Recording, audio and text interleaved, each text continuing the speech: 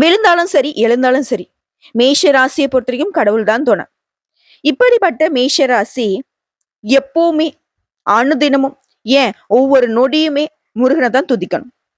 சண்முகா சரவணா, சுவாமிநாதா, கந்தனே கடம்பனே, கார்த்திகேயனே, அழகனே, அமுதனே, ஆறுபடையோனே, குமரனே, குருபரா, குரத்தி மணாளா, அப்பனே ஆதி மூலமே, ஆவினன் குடியோனே, ஐயனே, ஐங்கரன் தம்பியே, ஈசன் மகனே, கந்தனே, கிரிராஜனே, கிருபாநிதியே, தயாபரனே, தண்டாயுதபாணியே, தகப்பன் சுவாமியே, வெற்றி வேலவனே, வேத முதல்வனே, ஐயப்பன் சகோதரனே, வேலாயுதனே, அப்பா முருகா என்னோட கஷ்டங்களை போக்குறதுக்கு ஓடோடி வாப்பா. இப்படிதாங்க மேஷராசி ஒவ்வொரு நாளும் துதி பாடணும். கஷ்டமோ நஷ்டமோ யார்கிட்டயும் புலம்பாதீங்க. நேரா போய் முருகப்பெருமான் கிட்ட உட்காந்துக்கோங்க.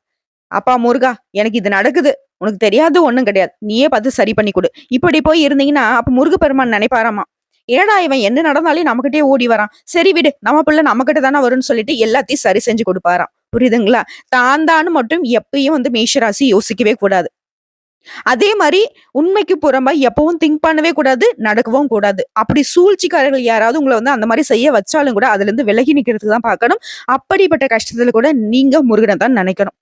எந்த அளவுக்கு முருகப்பெருமானை மனசுக்குள்ள வச்சிருக்கீங்களோ அந்த அளவுக்கு எந்த ஒரு கெட்டதும் உங்க மனசுக்குள்ள தோன்றாது. அதே மாதிரி எந்த ஒரு கெட்ட சக்தியும் உங்ககிட்ட வேலையை காட்ட முடியாது. இப்போ மனசுல புரியுதுங்களா? எந்த அளவுக்கு முருகனுடைய பாதுகாப்பு உங்களுக்கு தேவைப்படுதுன்னு. முடிஞ்சதுனாக்க ஒரு குட்டி வேல் ஒண்ணு, பாக்கெட் சைஸ் வேல் இருக்கு இல்லைங்களா, அதை எப்பவுமே பாக்கெட்ல வச்சுக்கோங்க. பெண்களா இருந்தீங்க அப்படின்னாக்கா பர்ஸ்ல வச்சுக்கலாம். அது எப்பேற்பட்ட நல்ல காலம் கெட்ட காலமா இருந்தாலும் பரவாயில்ல. ஓகேங்களா? இதனால மட்டும்தான் உங்களுக்கு இன்னும் தைரியம் தன்னம்பிக்கை அதிகரிக்கும். சரிங்க. இப்போ இந்த வீடியோ பதிவு பார்த்ததும் யோசிச்சிருப்பீங்க. என்னது இது அப்படின்னு சொல்லிட்டு. நவம்பர் மாதத்துடைய ஆரம்பத்துல பெருசா உங்களுக்கு இப்போ வரைக்கும் எந்த ஒரு மாற்றமும் இல்லாம இருந்திருக்கும். சொல்லப்போனா இன்னும் இது மோசமாகிற மாதிரி கூட உங்களுக்கு தோற்றம் இருக்குங்க. ஆனா நவம்பர் மாதம் 30ஆம் தேதிக்குள்ள சில கிரகங்களுடைய மாற்றத்தின் காரணமா உங்களுக்கு நல்ல காலமா இருக்க போகுது. நவம்பர் மாதம் 30 முடியறதுக்குள்ள நீங்க எதிர்பார்த்த நல்ல நல்ல செய்திகள் கிடைக்கும். நல்ல நல்ல விஷயங்கள் நடக்கும். ஓகேங்களா? உங்க மனசுக்கு நிம்மதியும் நிறைவையும் தந்தது அந்த நவம்பர் மாதம் முடியுங்க. அது என்னன்னு கொஞ்சம் தெளிவா பார்க்கலாமா? சில கிரகங்களுடைய அமைப்பின் காரணமா முக்கியமா இந்த வாரத்தை பொறுத்த வரைக்கும் சூரிய பகவான் விருச்சிக ராசிக்கு பயிற்சி ஆகிட்டாரு. அதோட புதன் பகவானும் இணைந்து இருக்கிறதுனால புதாதிய ராஜயோகம் உருவாகி இருக்கு. அதே நிலையில சனி பகவான் வக்ர நிவர்த்தி ஆகியிருந்தாரு இல்லையா? இதன் காரணமா அதிர்ஷ்டமான பல்வேறு வகையான அனுகூலமான பலன்கள் நம்முடைய மேஷ ராசிக்கு நிகழப்போகுது. அது என்ன? முக்கியமா உங்களுடைய நிதி நிலை அப்படிங்கிறது வலுவடைய போகுது. பண பிரச்சனை தீர்ந்தாவே நம்ம வாழ்க்கைக்குரிய பல பிரச்சனை தீர்ந்து போயிடும். அப்படிதான் இந்த காலகட்டத்துல உங்களுக்கு இருக்க போகுது. சோ இப்ப வரைக்கும் பார்த்தோம்னாக்க சூரிய பகவானை பொறுத்த வரைக்கும் விருச்சிக ராசியில இருக்காரு. புதன் பகவானும் அங்கேயேதான் இருக்காங்க. செவ்வாய் பகவான் கடக ராசியிலும், குரு பகவான் ரிஷப ராசியிலும், சுக்கிர பகவான் தனுசு ராசியிலும், சனி பகவான் கும்ப ராசியிலும், அதுல வக்ர நிவர்த்தி ஆகிட்டாரு. ராகு பகவான் மீன ராசியிலும், கேது பகவான் கன்னி ராசியிலும் இருக்காங்க. இதனால உங்களுக்கு என்ன நடக்க போகுதுன்னு பார்த்தோம்னா, பண வசதியை பொறுத்த வரைக்கும் நல்லபடியா இருக்க போகுது. முன்னாடி நான் சொன்னதான், பண பிரச்சனை தீர்ந்தாவே பல பிரச்சனை தீர்ந்து போயிடும். மேஷ ராசியை பொறுத்த வரைக்கும் பணத்தால நிறைய சிக்கல்கள் இருக்கு. குடும்பத்திலயும் சரி, வெளி வட்டாரத்திலயும் சரி, தொழில் ரீதியாவும் சரி, அதெல்லாம் நீங்க சரி செஞ்சிருவீங்க. செலவுகள் அப்படிங்கிறது கை மீறி போயிட்டு இருந்துச்சு. எங்க இருந்துதான் அந்த செலவு வருதுன்னு தெரியலப்பா. நமக்கு வருது 10 ரூபாய், அங்க செலவாகுது 100 ரூபாய். இப்படி இருந்த நிலை மாறி செலவுகள் கட்டுக்குள்ள வரும். குடும்பத்துல மகிழ்ச்சியான நிலை காணப்படும். குடும்பத்துல சதா நேரமும் சண்டை சச்சரவு, எப்பா குடும்பத்தை விட்டு போயிடலான்னு கூட நினைச்சிருப்பீங்க. ஆனா இப்ப மகிழ்ச்சியான நிலை காணப்படும். குடும்பமே உங்களுக்கு ஆதரவா இருப்பாங்க. உங்களுடைய மனசுக்கு பிடிச்ச மாதிரி நடந்துப்பாங்க. உங்களுடைய பேச்சுக்கு மறு பேச்சு பேச மாட்டாங்க. அதே மாதிரி உடல் ஆரோக்கியம் அப்படிங்கிறது உங்களுக்கு மேம்பட்டு நிற்கும். இதுவே மேஷ ராசிக்காரங்க ஒரு பேரண்டா இருக்கீங்க. உங்களுடைய பிள்ளைக்கோ உங்களுடைய பெண்ணுக்கோ திருமணம் பாக்குறீங்க அப்படின்னாக்கா அந்த விஷயத்துல இப்ப ஈடுபட வேணாம். கொஞ்சம் தள்ளி போடலாம். அதே மாதிரி கணவன் மனைவிக்கிடையே சின்ன சின்ன கருத்து வேறுபாடுகள் ஏற்படுறதுக்கு வாய்ப்பு இருக்கிறதுனால விட்டு கொடுத்து அனுசரிச்சு நடந்துக்கோங்க. குடும்பத்தை பொறுத்த வரைக்கும் மேஷ ராசி பொறுமை கடைபிடிச்சா போதும். வேற எந்த ஒரு பாதிப்பும் இருக்காது. அது வேலைக்கு செல்லக்கூடிய அன்பர்களுக்கு, ஆணா இருக்கட்டும் பெண்ணா இருக்கட்டும், அலுவலகத்துல பணி சுமை கொஞ்சம் அதிகரிக்கும். இதனால மனசளவுல சோர்வாவும் உடல் அசதியும் உண்டாகும். உங்க கூட வேலை பார்க்குறாங்க இல்லையா? அந்த சக பணியாளர்கள் உங்களுக்கு ஒத்துழைப்பு கொடுப்பாங்க. சோர்ந்து போன மனசுக்கு உங்களுக்கு ஆறுதலா அவங்க நிப்பாங்க. நீங்களே யோசிப்பீங்க, "அடடா! இவங்கள போய் நம்ம தப்பா நெனச்சுட்டோமே! கஷ்டப்படுறப்ப நிஜமாவே உதவுறாங்கப்பா. மனுஷ மக்கள்லாம் ஓரளவுக்கு நல்லவங்களா தான் இருக்காங்கன்னு" நீங்க யோசிப்பீங்க. அந்த அளவுக்கு ஒரு இணக்கமான சூழ்நிலை அலுவலகத்துல இருக்கும். இப்ப புரியுதுங்களா? உங்களுக்கான வேலைய நீங்க பார்த்துக்கிட்டு இருப்போ, சக பணியாளர்கள் உங்களுக்கு தப்பா தெரிஞ்சாங்க. அது உங்களுக்கு வேலை அதிகரிக்குது, நீங்க கஷ்டப்படுறீங்க அப்படிங்கிறப்போ, நல்ல மனுசங்கள நீங்க புரிஞ்சுக்கிறதுக்கான வாய்ப்பு குடுத்திருக்கிறாரு. இந்த சமயத்துல வந்து பாத்தீங்கன்னாக்க, நல்லவங்க யாரு, கெட்டவங்க யாருங்கிறத நீங்க தெரிஞ்சிருப்பீங்க. அடுத்து சொந்தமா தொழில் செய்யக்கூடிய மேஷ ராசிக்கு, வியாபாரத்துல விற்பனை லாபம் அப்படிங்கிறது நீங்க எதிர்பார்த்தபடியே இருக்கும். நவம்பர் மாதத்துடைய ஆரம்பத்துல நீ என்ன யோசிச்சிருப்பீங்க? வியாபாரம் என்னப்பா வியாபாரம்? அடடா! என்ன பண்றதுன்னே தெரியல. இந்த மாசம் ஃபுல்லா வந்துட்டு எனக்கு தலையில குள்ள தான் போல. இப்படிலாம் யோசிச்சிருப்பீங்க. ஆனா இப்போ நீங்க எதிர்பார்த்தபடியே லாபம் இருக்கும். நீங்க யோசிச்சிருப்பீங்க இல்லையா? இந்த அளவுக்கு ஒரு லாபம் வந்தா ஓரளவுக்கு இந்த பிரச்சனைலாம் சமாளிச்சிடலாம். இந்த அளவுக்கு ஒரு லாபம் வந்தாக்கா, அடுத்த மாதம் வந்து பார்த்தீங்கன்னாக்கா, இன்னும் கொஞ்சம் பொருட்கள வாங்கி வியாபாரத்த விரிவுபடுத்தலாம். இப்படி யோசிச்சிருப்பீங்க இல்லையா? அந்த திட்டத்துக்கு தகுந்த மாதிரியான லாபம் கண்டிப்பா உண்டு.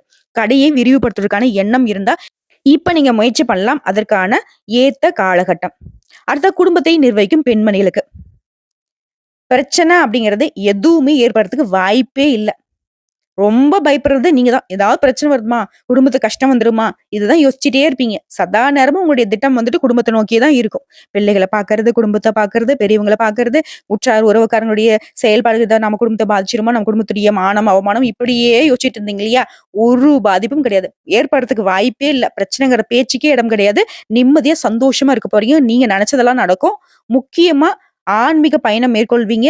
நீண்ட நாள் பிரார்த்தனைகளை நிறைவேத்துவீங்க. சதா நேரமும் ஆன்மீக சிந்தனை மட்டுமே உங்க மனசுக்கு தோண்டிக்கிட்டே இருக்கும். ஓகேவா? ரொம்ப மகிழ்ச்சிகரமான சூழ்நிலையை அனுபவிக்க போறீங்க. அது வேலைக்கு செல்லக்கூடிய பெண்மணிகளுக்கு. நீங்க எதிர்பார்த்த பதவி உயர்வு, ஊதிய உயர்வு கிடைக்கும். பெண்களுக்கு சூப்பரான காலகட்டம். அதுவே மாணவர்களுக்கு படிப்புல ஆர்வம் அதிகரிக்கும். அதிக மதிப்பெண்களை பெறுவீங்க. இப்ப வந்து பார்த்தீங்கன்னா, எக்ஸாம் டைம் அப்படிங்கிறதுனால, நீங்க கொஞ்சம் படிச்சா கூட ஆல்ரெடி பாடத்த உன்னிப்பா கவனிச்சிருப்பீங்க. அதன் காரணமா, இந்த பரீட்சை பேப்பர்ல சமாளிச்சு அழகா ஆன்ஸர் எழுதிருவீங்க. இதன் காரணமா அதிக மதிப்பெண்களை பெறதுக்கு வாய்ப்பு இருக்கு. பெற்றோர்கிட்டயும் சரி, ஆசிரியர்கிட்டயும் சரி, பாராட்டுகள் பெறுவீங்க. சக மாணவர்கள் மத்தியில நீங்க ஹீரோ மாரி தெரிவீங்க. மாணவர்களாகட்டும், மாணவிகளாகட்டும் படிப்பு விஷயத்துல இந்த காலகட்டம் ரொம்ப சாதகமா இருக்கு. எண்ணம் போலவே மதிப்பெண் உண்டு. அடுத்ததா கூலி வேலை செய்றவங்கள்ல இருந்து கோடி கோடியா சம்பாதிக்கிறவங்க வரைக்கும். பொருளாதார ரீதியா நிதிநிலை அப்படிங்கிறது சரியா இருக்கிறதுனால, இப்போ இந்த நவம்பர் மாதம் 30ஆம் தேதி முடியறதுக்குள்ள உங்களுக்கு இருக்கக்கூடிய பண பிரச்சனை தீரும். சுருக்கமா சொல்லனாக்க, இந்த ஒரு 10, 15 நாட்கள்லயே உங்களுக்கு இருக்கக்கூடிய மொத்த பிரச்சனையும் சரியாயிடும். நெனச்சதெல்லாம் நடக்கும். நல்லதாவே நடக்கும். சகல விதங்கள்லயும் சௌபாக்கியமான விஷயங்கள மட்டுமே நீங்க அனுபவிக்க போறீங்க. எப்பேர்ப்பட்ட சங்கடமும் மின்னல் மாதிரி உங்கள விட்டு விலகி போகுங்க. உங்கள பொறுத்தவரைக்கும் அதிர்ஷ்டம் தரக்கூடிய எண்கள்னு பார்த்தோம்னாக்கா 4, 7. நீங்க வணங்க வேண்டிய தெய்வம்னு பார்த்தோம்னா, முருகப்பெருமான். பெண் தெய்வம்னு கேட்டீங்கன்னாக்கா, துர்க்கை அம்மன். தினமுமே காலையில வீட்டு பூஜை அறையில தீபம் ஏற்றி, முருகப்பெருமானையும், துர்க்கை அம்மனையும் வழிபாடு செஞ்சுட்டு தான் அடுத்த வேலைய நீங்க பார்க்கணும். இப்படி நீங்க வழிபாடு செய்வதன் காரணமா, அந்த நாள் முழுக்கவே நீங்க நெனச்ச விஷயங்கள் அதிகப்படியா நடக்கும். அதே போல சிவாலய தரிசனமும் உங்களுக்கு நன்மைகளை கொடுக்கும். இப்ப பொது பலன்கள பார்த்த வரைக்குமே மேஷ ராசிக்காரங்களுக்கு ஒரு நிம்மதி தரக்கூடிய விதத்துல தான் இந்த வீடியோ பதிவு இருந்திருக்கும். இப்ப நம்ம நட்சத்திர பலன்கள பார்க்கலாங்க.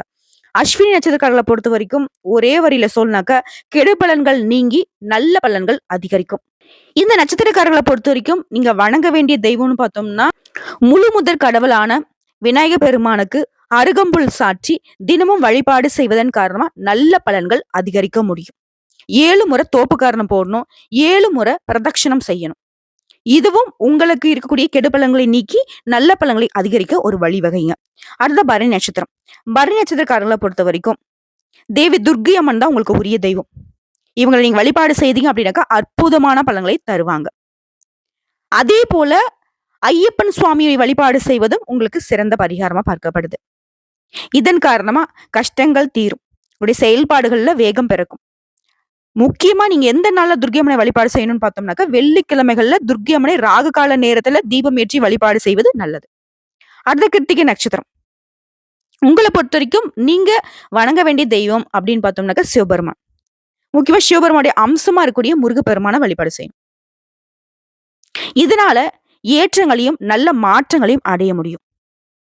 குறிப்பா ஞாயிற்றுக்கிழமைகள்ல சிவாலய தரிசனம் செய்வது உங்களுக்கு பாதிப்புகளை முற்றிலுமா மாத்தி கொடுக்கும். எல்லா விதங்களையும் நல்லது நடக்கிறதுக்கு இந்த சிவபெருமானுடைய வழிபாடு உங்களுக்கு உறுதுணையா இருக்கும். ஆக மொத்தத்துல இப்ப இருந்து உங்களுக்கு நல்ல காலம் தான். நவம்பர் மாதம் 30க்குள்ள நீங்க நினைச்சதெல்லாம் நடக்கும். எல்லாமே நல்லதாவே நடக்கும். நல்லது நல்லதுன்னு சொல்றீங்களா? அப்படி என்னங்க நல்லது அப்படின்னா, நீங்க எந்தெந்த விஷயங்கள்லாம் நடக்கணும்னு நினைச்சீங்களோ, அது எல்லாமே நடக்கும். அப்ப அது உங்களுக்கு நல்லது தானே. இந்த மழைக்காலம் மேஷ ராசிக்கு வசந்த காலமா பிறந்திருக்கு. அதிர்ஷ்ட காலமா பிறந்திருக்கு. யோகமான காலமா பிறந்திருக்கு. இனி மேஷ ராசியுடைய காட்டுல பணமழை தாங்க பொழிய போகுது. அதிர்ஷ்ட காத்து தான் வீச போகுது. உங்களுடைய எண்ணம் போல வாழ்க்கை உங்க கையில் இருக்க போகுது. கனவுகள் நனவாக போகுது. அப்பன் முருகனே, ஆனை முகனே, சிவபெருமானே, நீங்க தாங்க துணை. நீங்க மட்டும் தாங்க துணை. ஆன்மீகத்தின் வழி நடக்கும் மேஷ ராசியுடைய கஷ்டங்களை போக்க அவங்க கூடவே இருங்க. இந்த வீடியோ பதிவு உங்களுக்கு பிடிச்சதுனாக்க நம்மளுடைய வாராகி ஜோதிடம் சேனலுக்கு லைக் பண்ணி, ஷேர் பண்ணி, சப்ஸ்கிரைப் பண்ணி, பக்கத்துல இருக்க பெல் ஐக்கானை கிளிக் பண்ணி வச்சுக்கோங்க. அப்பதான் நம்ம சொல்லக்கூடிய ஆன்மீக தகவல்கள் உடனடியாக உங்களுக்கு வந்து சேருங்க. இதை தாண்டி ஏதாவது உங்களுக்கு தகவல்கள் தேவைப்படுச்சா கமெண்ட் பாக்ஸ்ல பதிவிடுங்க. உடனடியாக பதில் தெரிவிக்கப்படுங்க. இந்நாளும் எந்நாளும் பொன்னாளாக அமைய வாழ்த்துக்களை தெரிவிச்சுக்கிட்டு இந்த வீடியோ பதிவு இதோட முடிச்சுக்கிறேங்க. நன்றி, வணக்கம். வாழ்க வளமுடன்.